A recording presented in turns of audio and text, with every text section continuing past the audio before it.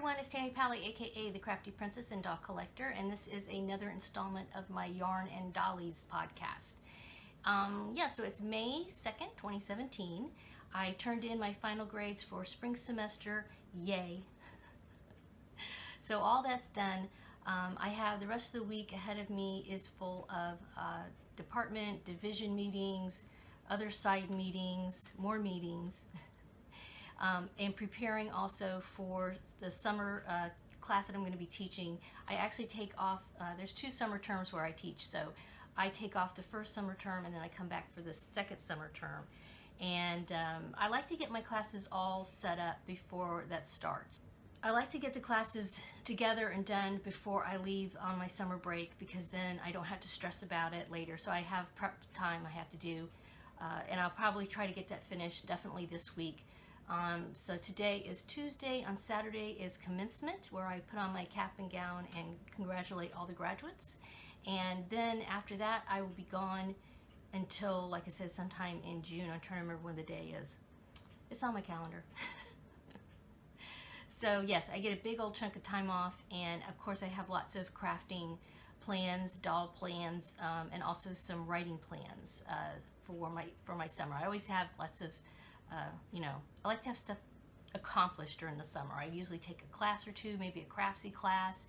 I'm hoping to maybe take a writing class. I'm looking at some of the Gotham writing workshops online now. They're kind of pricey, so if anybody's ever taken one and would like to give me your opinion of them, I'd appreciate that.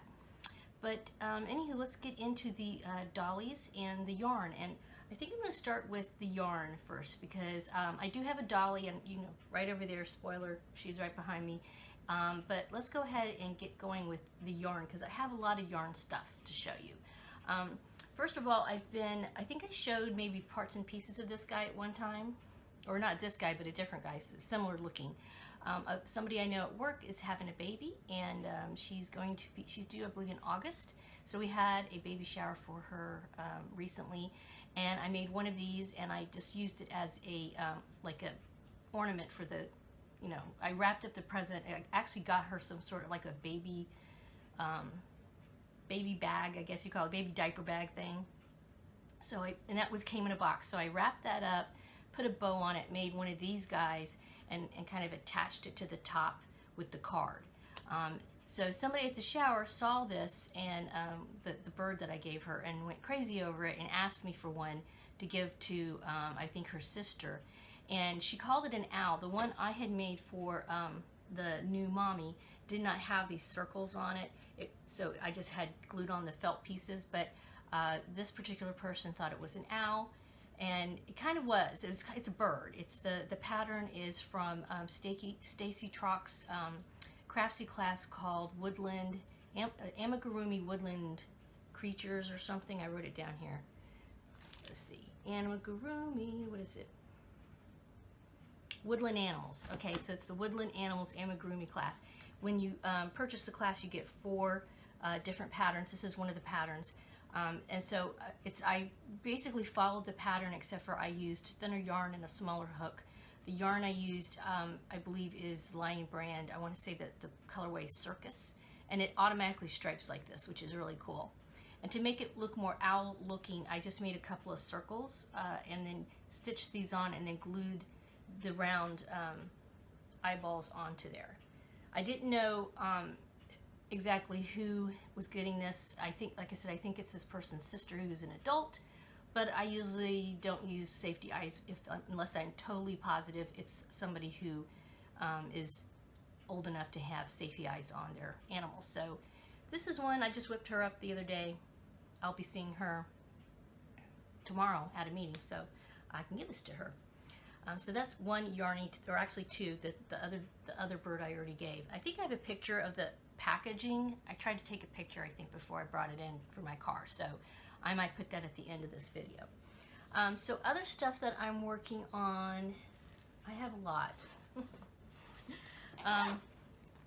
I have been making, I like to always have something really easy to work with when it's maybe late in the evenings and I don't want, my brain is no longer working, but I'm not ready to go to bed yet. So I've started this granny square scarf, And I'm trying to, you know, I'm going to use, even though I think this is probably going to be donated, I used some decent yarn. It's Quince & Company.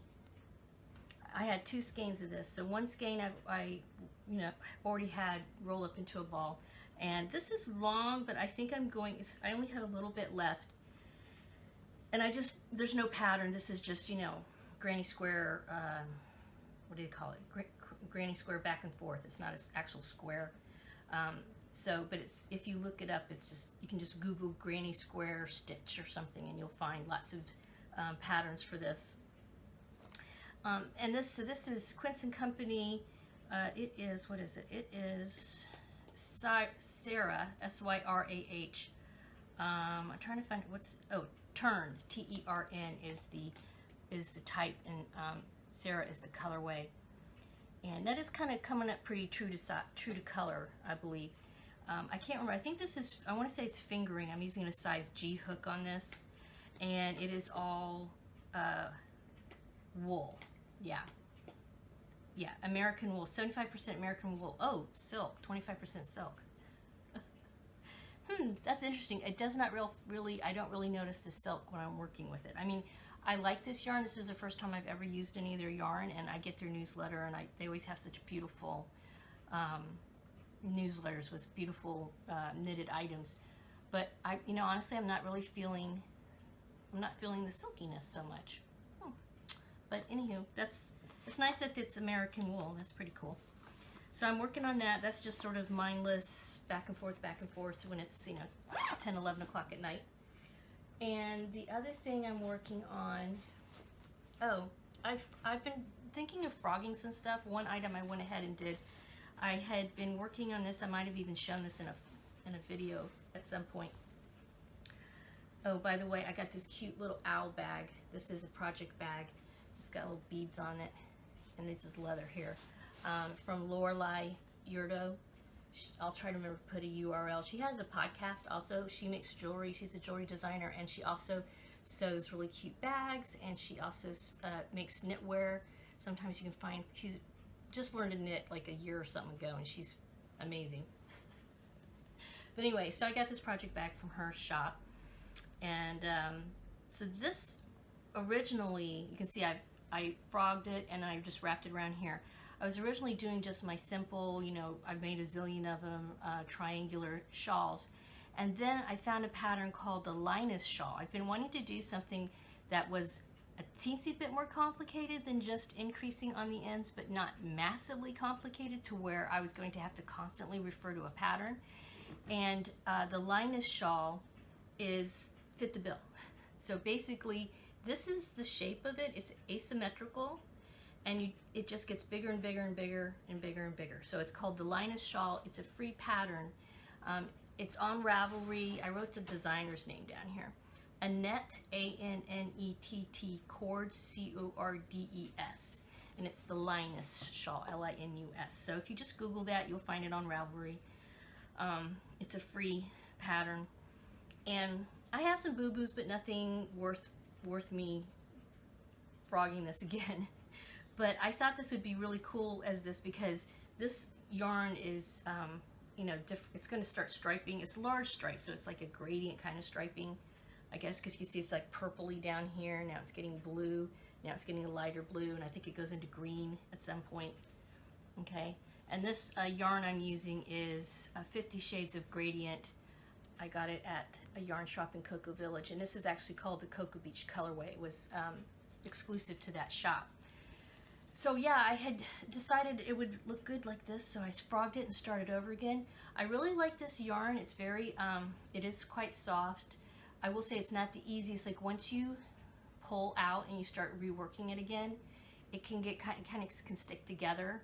So unless I have some major, knock on wood I don't, errors here, I'm just gonna go, even if I make some boo-boos like that. I've made some on this side here a little bit that I just won't show you guys. But anywho, so this is one thing. I actually might even bring this on the cruise. I'm thinking this would be a good, because this is a lot of yarn, and there's only 2 rows, and you just go, and I remember the pattern now. So yeah, I think this would be a good kind of mindless, but it would keep me occupied on the cruise, because I know I'm going to be bored out of my gourd, because that's just how I am on cruises, because they're boring. And I'll be going off on there pretty soon. All right, so that's another thing I'm working on. And then finally, this is like a really big project. I'm being quite, I don't know how you'd say it, ambitious, to say the least. I watch a podcast, it's called Cherry Heart Cozy Corner. So she's on YouTube. She also has a Ravelry group, and she is doing a crochet along with somebody else who I can't remember now, but another podcaster, and I believe she's a yarn dyer. And I'll bring up to show you some pictures of this. It's a pattern that I have on my iPad here. Let's see. It's called Shawl Hotel of Bees. Isn't that gorgeous? I love the pattern. I love the look of this. Again, it's asymmetrical. Asymmetrical must be like a thing now, because I see lots and lots of asymmetrical shawls. And even though I will say that I see a lot of this golden color coming out and being really popular in a lot of, fashion whatevers. Personally, it's not something I would wear. It's just not a color I would go to. It's not a go-to wearable color for me. It actually probably would wash me out because I'm so pale. And I wanted to use stuff out of my stash, so I looked in my stash to find out what I had. This uses sport weight yarn, and yeah, so I have jumped in and I'm doing this, and I would say it's not, for me, and I'm not saying anything, I'm not a expert crocheter. I've been doing it for years, but I would say I've really only learned how to honestly understand patterns maybe a couple of years ago, and this pattern is, I wouldn't say complicated, but there's a lot to it. It's not, the stitches themselves aren't necessarily difficult. So far, everything I'm doing are just like single crochet, double crochet, and triple crochet.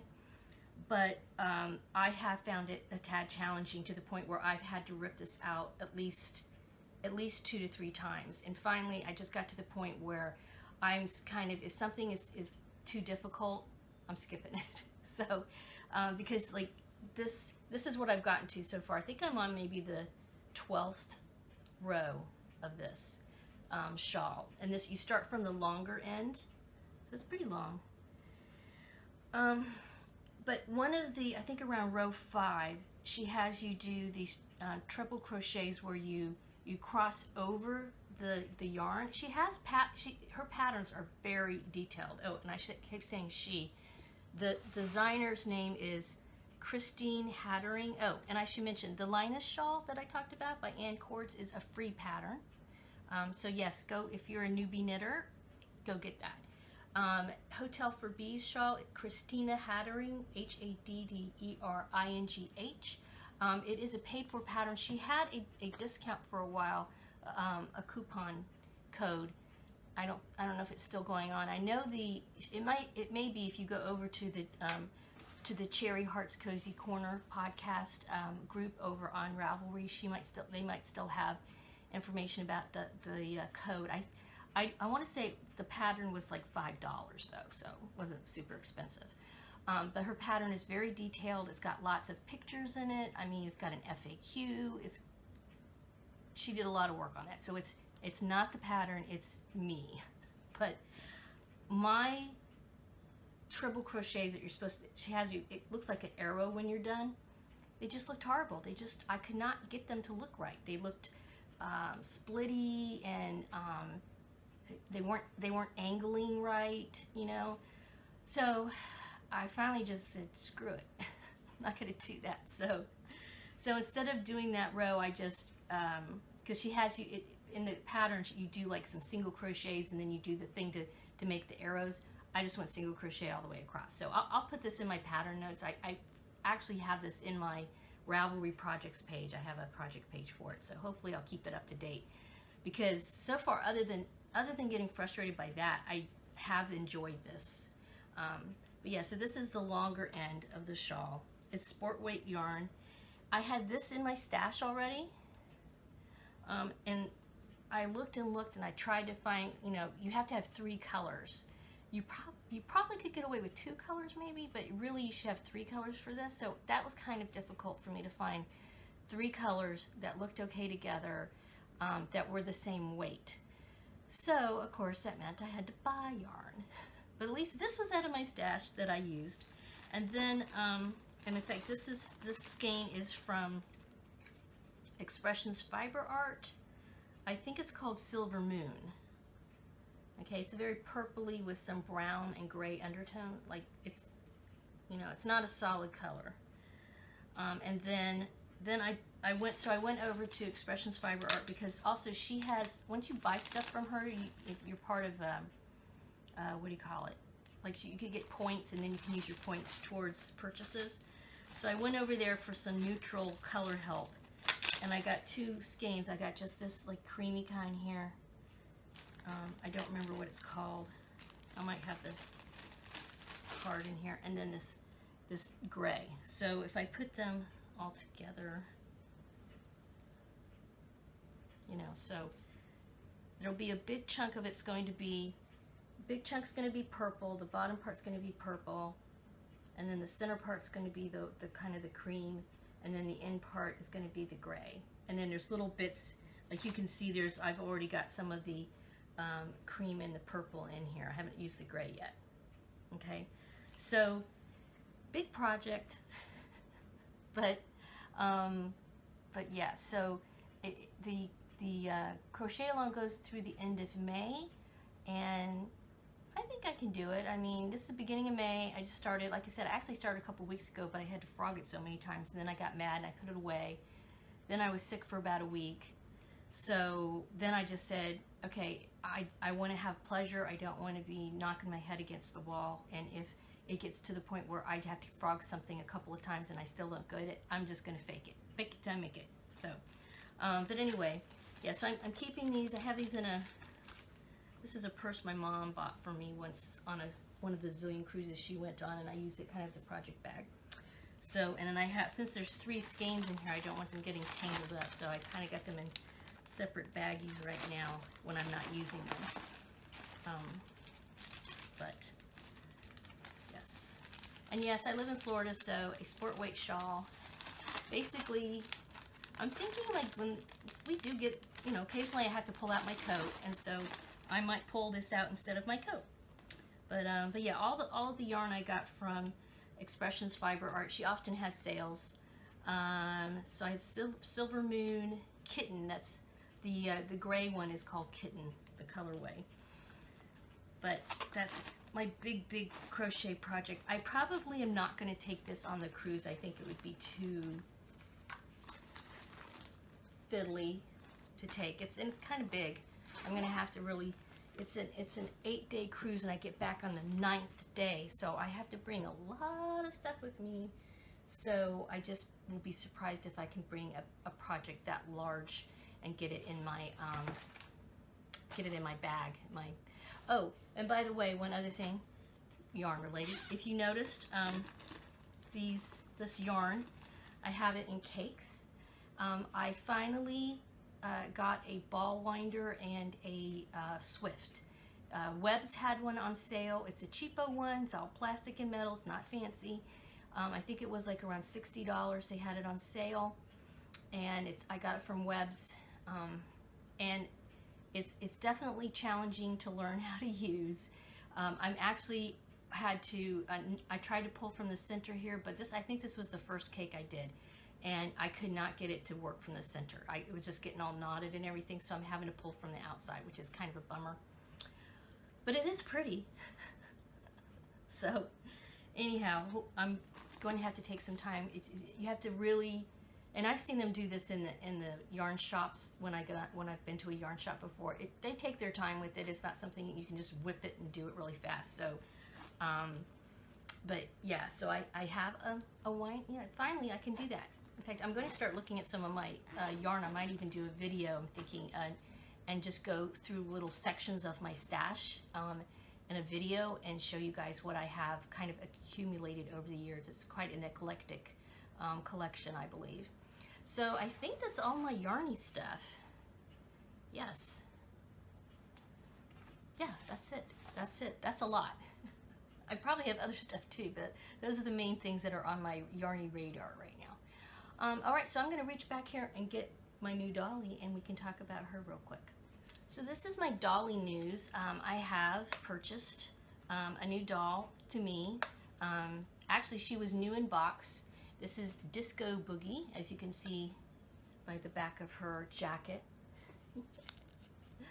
And I have done a more formal video just on this doll, so I'm not going to go into a lot of detail. I'll link it. I actually probably will post that video before this one, and then, but if I don't because I space out or something, if you just go over to my channel, my YouTube channel, I have a section on dolls and doll collecting, and you can find her over there. But so I did a more detailed, I guess sort of a review, if you wish. I didn't do an unboxing because it takes forever to get these girls out of a box.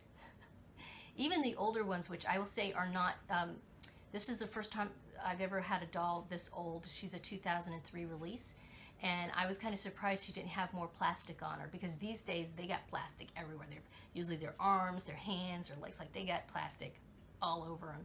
She did not have as much plastic on her, but it's still an effort to get her out of the box. So yes, I believe my previous Yarn and Dollies, I talked about a couple of dolls that I was selling, and I sold both of those dolls. So thank you very much to those people who stepped in, and I found new homes for them. I hope they're enjoying those dolls in their doll collection. And so basically she replaced those two dolls. So the money I got from those dolls, I got her. So, which is part of collecting. You just kind of like, you know, circulate the money. But so she's the oldest doll I have as far as a Blythe doll. Most of the other dolls, I think the oldest ones I've had are maybe 2012 or something, maybe. I'll have to look at that now I say that. But yeah, so she's an EBL, an Excellence face mold, and she is super cute. Her hair is pretty wacky. I mean, I love how it looks, but to touch it is like, yucko. So there's a good chance I'm going to give her a slight spa. Just maybe some water with some fabric softener in it, so that her, you know, I don't know, I mean, if you guys have any suggestions. Basically, I like how it looks, but it feels very dry and like crunchy and scratchy. It's not soft at all. It's not oily like some of the, you know, greasy, like some of the newer dolls often have that real greasy hair. So that's really nice, but it would just be nice to not feel grossed out when I touch it. And I think I'm gonna do stuff with her. I mean, she seems like a fun doll to me that I could see taking pictures and dressing her, and, you know, having her, you know, be a little model for me instead of just sitting in the curio. I mean, some dolls I just like, I'll change their clothes occasionally, but mostly they stay in the curio. But this gal, I don't know. I'm thinking maybe she might be a little bit more adventurous. So I would like to be able to not get grossed out when I touch her hair. Okay, well, this is goodbye finally. Sorry for all the choppy editing here at the end. I got interrupted a few times, but yes, thanks for stopping by. As always, we appreciate a thumbs up. And please subscribe if you haven't already. And if you have some dolly or crafting advice, I always like to hear it. Feel free to post it down in the comments below. And have a wonderful dolly day and crafting day. Goodbye.